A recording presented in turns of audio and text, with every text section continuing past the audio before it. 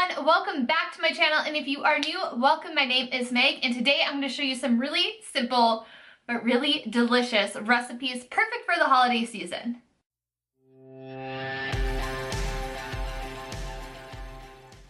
In today's video, I'm going to be showing you 3 different recipes. 2 of them are desserts. I guess one could be considered a snack, and the other is a side dish, or depending on the person, a full-blown meal. So we are going to go over Puppy Chow, or it is also called Muddy Buddies, peanut butter blossoms, and easy bake mac and cheese.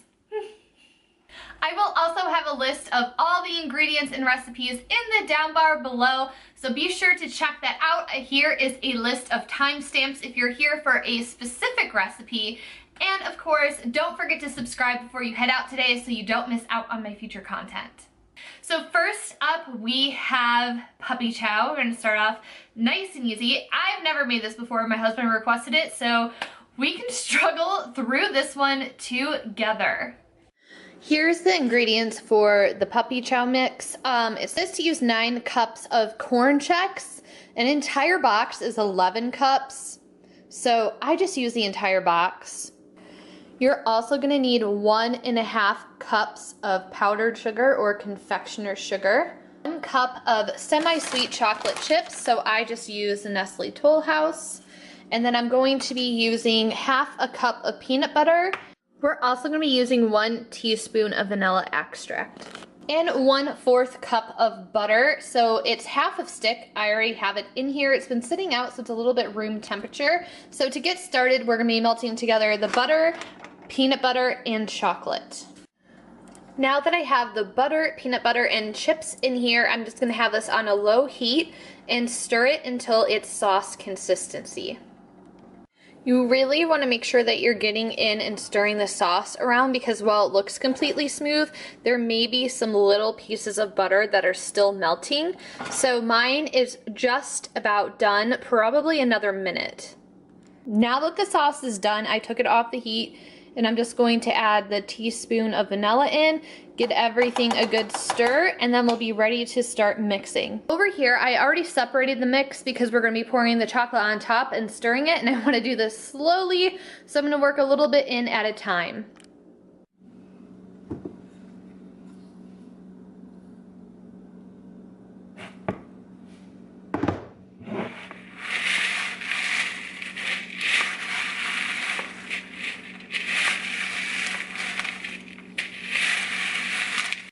So this is what we are left with. The recipe says to now start incorporating small amounts into a plastic bag, sprinkle powdered sugar on top, and shake it around. And then it says to store in an airtight container, so I have this on standby.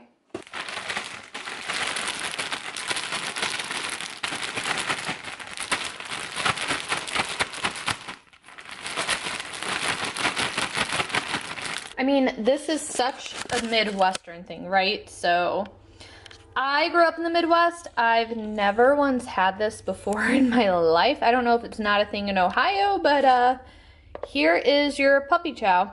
Now that the Puppy Chow is complete, we can move on along to the peanut butter blossoms. These are probably my favorite cookie. It's peanut butter and chocolate. You can't go wrong with this. Just a warning before we get started, the recipe makes a lot.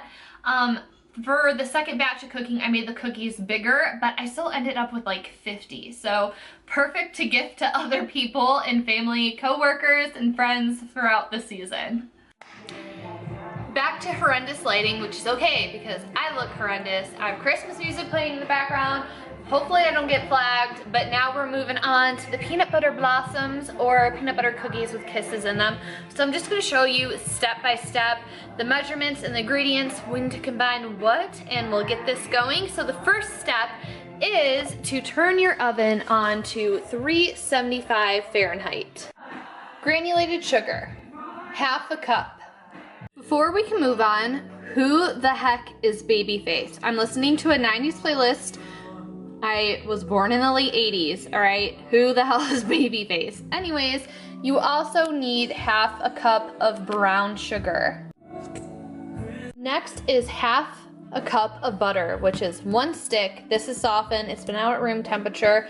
And then also a cup of peanut butter, so an entire jar of peanut butter. And mix. If you do not have a KitchenAid mixer, it saves lives. Even if you bake on occasion, it's worth it. This is the best Christmas present I've received as an adult. Now we want to add in 1 egg.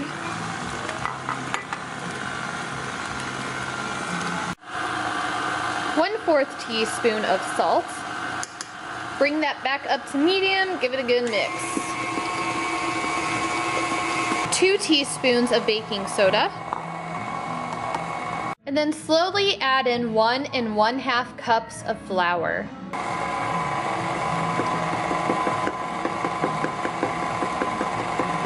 If you're using a mixer, make sure you're stopping and cleaning off the sides as you go so everything is incorporated. Beautiful. Now you just want to grab and make about 1 to 2 inch balls with the dough. Here's what it looks like. Yes, this is a pizza pan. I only have 1 baking sheet, and we only have about half the batter gone through, so this is going to need to be done in 2 batches. So you just want to put them in small, about inch balls, and then have them 1 to 2 inches apart, and then you just want to put a small indent in the center to make it easier when we place the kisses after they bake. So once you have this done, it just says to bake for 9 to 10 minutes. Of course, that varies depending on your oven. We do not get breaks in this kitchen because while it's baking, you're gonna need to start unwrapping your kisses.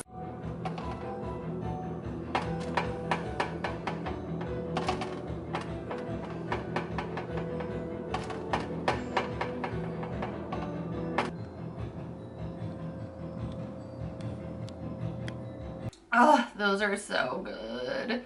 Lastly, we are going to go over the mac and cheese, and this is a recipe that Benji Man TV put up here on YouTube, but I just made a few adjustments and I just thought it would be fun to show you how I cook it. So if you would like to see his video, I will have it linked down below.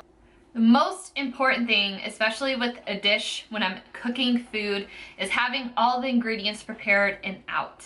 Let's go over ingredients. So for pasta, you can use any pasta. I just think that this is fun and cool. Spiral pasta, love this. You are going to need a cup of milk. All I have is almond milk, so we're gonna see how this turns out. You're also going to need a cup of heavy cream. So just this is enough for that. You're also going to need about 3/4 of a stick of butter. Half a stick is what we're going to use for the roux, and then other little pieces sliced up to stick into the pasta before we bake it. I have about 5 tablespoons of flour for the roux. This is optional, you don't have to do it. And the cheese. We grate things by hand in this house, so that was my workout for the day and something that I definitely did first. I have a mixture of Gruyere. I know I don't say that right. Okay, my husband makes fun of me all the time. And sharp cheddar. I have a little bit more than the recommended amount because I was running out, so I didn't want to waste anything. So the recipe calls for 2 to 3 cups. This is probably closer to 3.5, maybe almost 4 cups of cheese. So a little overabundant in the cheese department. Now for spices, this is nutmeg. In Benji's recipe, he calls for 1/4 of a teaspoon of this, or maybe it was 1/8. Regardless, this is very, very strong and overpowering. Whatever was in the original recipe, I found to be too much. It kind of erased the cheese flavor. So I'm just gonna add 1 to 2 sprinkles of this and taste as I go instead of just dumping it in. The other ingredient is cayenne, and this was about 1/4 of a teaspoon, I think, in the original recipe. I have maybe 1/8 here, so again, I'm gonna kind of sprinkle as I go and see what is good. Now that we have all of our ingredients laid out and ready to go, third most important thing is to get your prep work going. So in this pot, I have a little bit of olive oil with some sea salt, and I'm bringing this up to a boil for the pasta. Don't mind Luna click-clacking in the background. And I also have the oven set to 350 degrees Fahrenheit. And lastly, before we get into cooking, this is a pan that I'm baking the mac and cheese in. It is just a basic 13 by 9. It is very important to have your water at a rolling boil. So now it is time to add the pasta, which is about the easiest part of this recipe. And this is going to cook for 11 minutes. Now here we are going to add in the flour and butter. So I'm gonna have this on a low heat. Now that the butter is pretty much melted, I'm gonna start adding in the flour little by little and start stirring it together. I probably only added in about 3 tablespoons of flour, so you definitely don't need 6. And now you can start to add in the milk and heavy cream.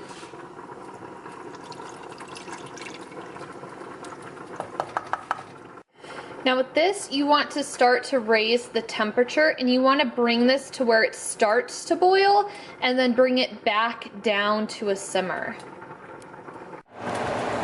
Now that this is starting to bubble, we can lower the heat back down to simmer and slowly start to add our cheese. You just want to add a little at a time. Just keep stirring until you see that the cheese is mostly melted or incorporated, and then go ahead and add your next handful. Just do this until you're all out of cheese.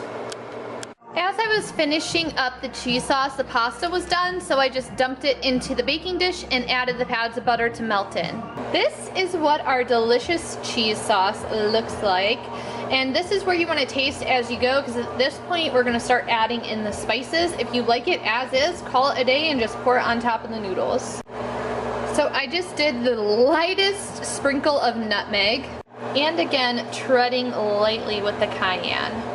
I'm just going for it and added in the whole 1/8 of the cayenne because it didn't taste that powerful or anything with less than that. Look how beautiful that is. See if we can get this beautiful pour.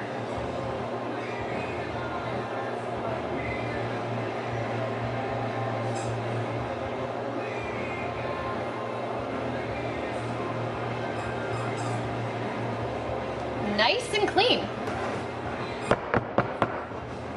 Now I'm just going to kind of wiggle this around to get the sauce to go down. Now I'm just finessing to get the sauce to go down, and I'm going to give this a minute of rest to make sure that it does travel down to the bottom. Because with that roux that we made, it definitely thickened up. Alright, I forgot to mention earlier, but also breadcrumbs. If you have some, that is an added bonus. So now I am just going to do a light sprinkle over top. You don't want to put too much on because you definitely want to make sure they have the chance to crisp up. And now comes the most difficult part of this recipe, having this bake for 30 minutes and having to wait to eat it.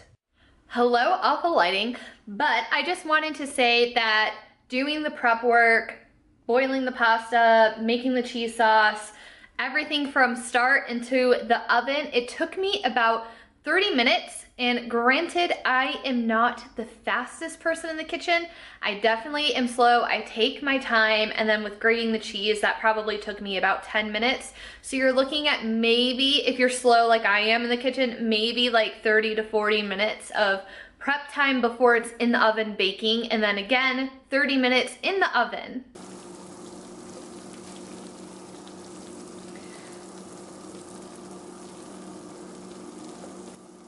Listen to that sizzle. All right, so we can definitely see it's pretty buttery. Maybe I shouldn't have put as much butter in the noodles, but we live and we learn. So Benji's video, he says, like a good steak, you want to let this rest for about 10 to 15 minutes, and that is exactly what I'm going to do. Here it is, all nice and settled after 15 minutes. And if you're a makeup lover like I am, the waiting time is definitely enough to get some cleaning done. But I am so excited to dig in and try this. Oh, this looks so good. All right, let's do a little taste test.